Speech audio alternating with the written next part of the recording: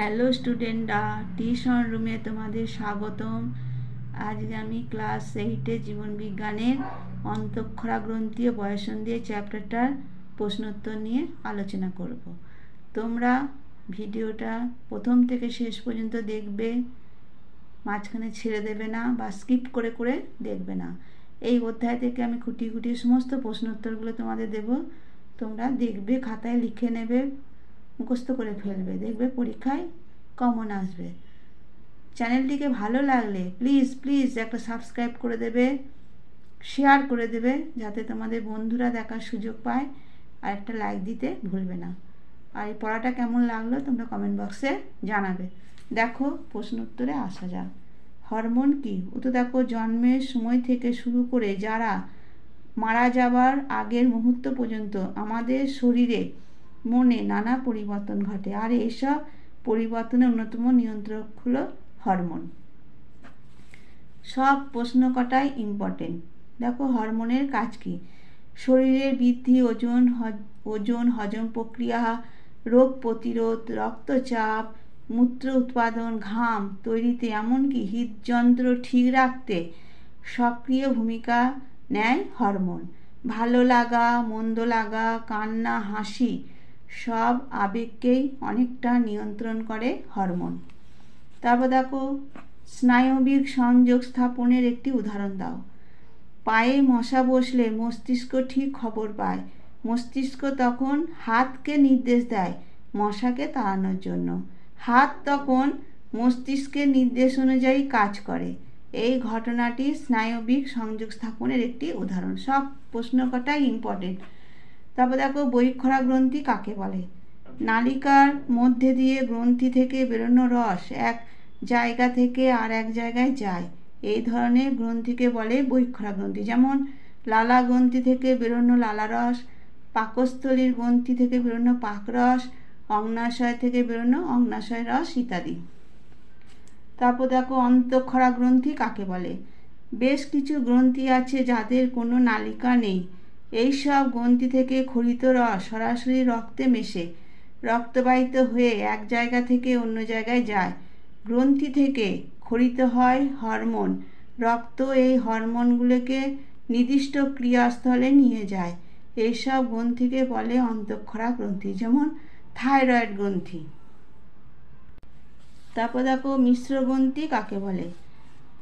এক ধরনের গ্রন্থি আছে যাদের মধ্যে অন্তঃক্ষরা ও বহিঃক্ষরা দুই ধরনের গ্রন্থি কোষ থাকে, তারা হলো মিশ্র গ্রন্থি।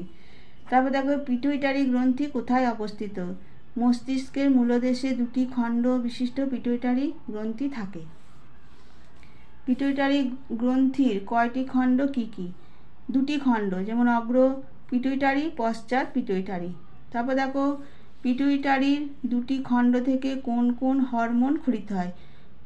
উত্তর দেখো, somatotropic hormone, thyroid stimulating hormone, vasopressin hormone ইত্যাদি। এই ভিডিওটা প্রথম থেকে শেষ পর্যন্ত দেখবে, নাহলে ইম্পর্টেন্ট প্রশ্নগুলো মিস করে যাবে। আমি এই চ্যাপ্টারটা থেকে সব খুঁটিয়ে খুঁটিয়ে প্রশ্নগুলো তোমাদের দিলাম, তোমরা পড়বে, দেখবে পরীক্ষায় বেশিরভাগই প্রশ্ন এখান থেকে কমন পেয়ে যাবে। কোন হরমোনকে বৃদ্ধিপোষক হরমোন বলে? সোমাটোট্রপিক হরমোনকে। তারপর দেখো, সোমাটোট্রপিক হরমোনের কাজ কি? তো দেখো, আমাদের শরীরের বিভিন্ন পেশি ও হাড়গুলির দৈর্ঘ্য বাড়ায়, প্রোটিনের উৎপাদন বাড়ায়, প্রোটিনের ক্ষয় কমায়। তারপর দেখো, সোমাটোট্রপিক হরমোনের বৈশিষ্ট্যগুলো কি কি? অল্প বয়সে এই হরমোনের বেশি ক্ষরণ হলে বিপদ আছে। হাড় বেড়ে যায়, উচ্চতা 7 থেকে 8 ফুট হয়ে যায়। কম ক্ষরণে পরিণত মানুষের উচ্চতা মাত্র 3 ফুটের মতো হয়। প্রাপ্তবয়স্ক মানুষকে শিশুদের মতো দেখায়। তারপর দেখো, থাইরয়েড স্টিমুলেটিং হরমোন কোথা থেকে ক্ষরিত হয়? পিটুইটারি গ্রন্থি থেকে ক্ষরিত হয়। তারপর দেখো, থাইরয়েড স্টিমুলেটিং হরমোনের কাজ কি? উত্তরে দেখো, থাইরয়েড গ্রন্থি বৃদ্ধি নিয়ন্ত্রণ করে। থাইরয়েড গ্রন্থি থেকে থাইরক্সিন হরমোন ক্ষরণে উদ্দীপনা যোগায়। থাইরয়েড স্টিমুলেটিং হরমোনের বেশি ক্ষরণ হলে কি হবে? উত্তরে দেখো, বেশি ক্ষরণ হলে থাইরয়েড গ্রন্থি ফুলে যায়, ফলে গলা ফুলে ওঠে। তারপর দেখো, থাইরয়েড গ্রন্থি কোথায় অবস্থিত? উত্তর দেখো আমাদের গলার সামনে ষড়যন্ত্র আছে, তার ঠিক নিচে শ্বাসনালী দুপাশে থাইরয়েড গ্রন্থি থাকে। তারপর দেখো থাইরয়েড গ্রন্থি থেকে কোন হরমোন ক্ষরিত হয়? Thyroxine hormone. এবার থাইরক্সিন হরমোনের কাজগুলি লেখো। কাজগুলি হলো, এই হরমোন হৃৎপিণ্ডের স্পন্দন হারকে বাড়াতে সাহায্য করে, আমাদের শরীরের কোষগুলিতে অক্সিজেনের ব্যবহারকে বাড়িয়ে দেয়, দেহের হাড় ও পেশিকে বাড়াতে সাহায্য করে। সব প্রশ্নগুলোই ইম্পর্টেন্ট, তোমরা পড়বে, দেখবে, পরীক্ষার সময় কমন পেয়ে যাবে। তাদের থাইরক্সিন হরমোনের কম ক্ষরণে কি হয়? উত্তর দেখো শিশুর বৃদ্ধি কমে যায়, পেট ফোলা হয়, পেশিগুলি দুর্বল হয়, জিভ বেরিয়ে থাকে, মুখ থেকে লালা গড়ায়, বড়দের শরীরে চামড়া ফোলা ফোলা ও খসখসে হয়। তারপর দেখো থাইরক্সিন হরমোনের বেশি ক্ষরণে কি হয়? বেশি ক্ষরণে থাইরয়েড গ্রন্থি ফুলে ওঠে, কিছু কিছু ক্ষেত্রে মনে হয় যেন চোখ দুটো ঠেলে বাইরে চলে আসছে, রক্তচাপে তারতম্য হয়। তারপর দেখো অগ্ন্যাশয় গ্রন্থি কোথায় অবস্থিত? উত্তর দেখো পাকস্থলীর নিচে ক্ষুদ্রান্তে ডিওডিনামের ইউ আকৃতির বাঁক থেকে প্লীহা পর্যন্ত রয়েছে অগ্ন্যাশয়। তারপরের প্রশ্ন দেখো একটি মিশ্র গ্রন্থির নাম লেখো। অগ্ন্যাশয় গ্রন্থি। অগ্ন্যাশয় গ্রন্থি থেকে কোন কোন হরমোন ক্ষরিত হয়? উত্তর দেখো ইনসুলিন ও গ্লুকাগন নামক হরমোন। কোন হরমোনকে অ্যান্টিবায়োটিক হরমোন বলে এবং কেন? এটা খুব কমন প্রশ্ন আসে। উত্তর দেখো ইনসুলিন হরমোনকে অ্যান্টিবায়োটিক হরমোন বলে কারণ এই হরমোন গ্লুকোজের ভাঙন ঘটিয়ে শক্তি উৎপাদনে সাহায্য করে, গ্লুকোজকে যকৃৎ ও পেশিতে গ্লাইকোজেন রূপে সঞ্চয় করে রাখতে সাহায্য করে। কখনো কখনো প্রোটিন ফ্যাট থেকে গ্লুকোজ উৎপাদনে বাধা দেয়, ফলে রক্তে গ্লুকোজের মাত্রা ঠিক থাকে। ডায়াবেটিস রোগের সম্ভাবনা কমে, তাই একে অ্যান্টি ডায়াবেটিক হরমোন বলা হয়।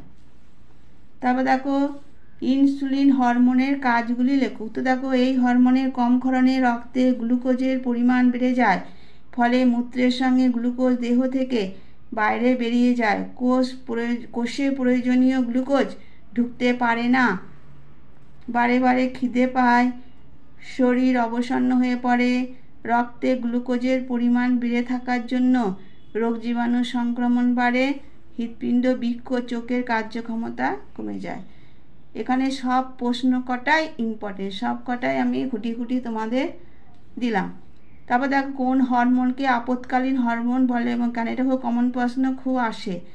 উত্তরটা দেখো অ্যাড্রিনালিন হরমোনকে আপৎকালীন হরমোন বলে কারণ এটি দেহে নানা জরুরি অবস্থায় ক্ষরিত হয়, জরুরি অবস্থা মোকাবিলা করার জন্য দেহকে প্রস্তুত করে, তাই এই হরমোনকে আপৎকালীন হরমোন বলে।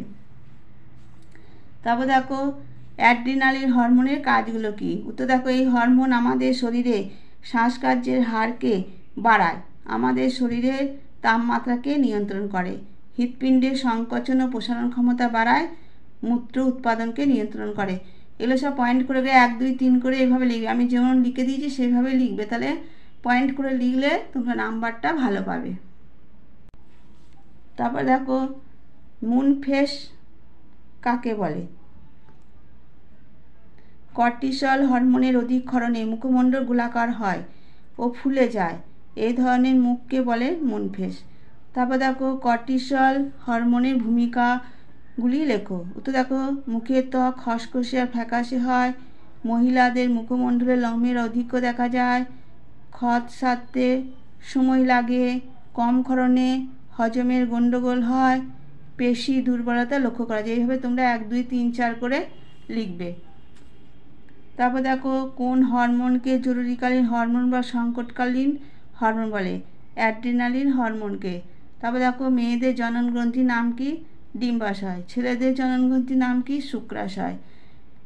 টেস্টোস্টেরন হরমোনের ভূমিকা কি? তো দেখো এই হরমোনের প্রভাবে বয়ঃসন্ধিকালে ছেলেদের গোঁফদাড়ি বের হয়, ধীরে ধীরে হাড় ও পেশি শক্তিশালী হয়, পেশিবহুল চেহারা তৈরি হয়, গলার স্বরে ভাঙন ঘটে, গলার স্বর ভারী হয়। এইভাবে 5টা পয়েন্ট দিয়েছি, তোমরা পয়েন্ট করে করে লিখবে। তারপর দেখো ইস্ট্রোজেন কাদের দিয়ে খরিত হয়, এর কাজ কি? স্ত্রী দিয়ে খরিত হয়, হাড় ও পেশির বৃদ্ধি ঘটিয়ে দেহের সম্পূর্ণ বৃদ্ধি ঘটায়। তারপর দেখো হুইয়ের পুরো নাম কি? World health organization. তারপর দেখো জীবন কুশলতা বলতে কি বোঝো? জীবন কুশলতা হলো এক বিশেষ আচরণ যা প্রতিটি মানুষকে তার নানা চাহিদা ও চ্যালেঞ্জের মুখোমুখি মোকাবিলা করার সাহস যোগায়। এইগুলাই ছিল এই অধ্যায়ের বা এই চ্যাপ্টারের প্রশ্ন। এগুলো আমি উত্তর সমেত তোমাদের দিলাম, তোমরা দেখে নেবে, পরীক্ষার সময় কমন পেয়ে যাবে, মুখস্থ করে নিও। খুঁটি খুঁটি আমি প্রশ্ন উত্তরগুলো তোমাদেরকে দিয়েছি। পড়াটা কেমন লাগলো তোমরা কমেন্ট বক্সে জানাবে। আর চ্যানেলটিকে ভালো লাগলে প্লিজ প্লিজ একটা সাবস্ক্রাইব করে দেবে, শেয়ার করে দিও যাতে তোমাদের বন্ধুরা দেখার সুযোগ পায়, আর একটা লাইক দিতে ভুলবে না। ঠিক আছে, আজকে আমি ভিডিওটা এখানেই শেষ করলাম।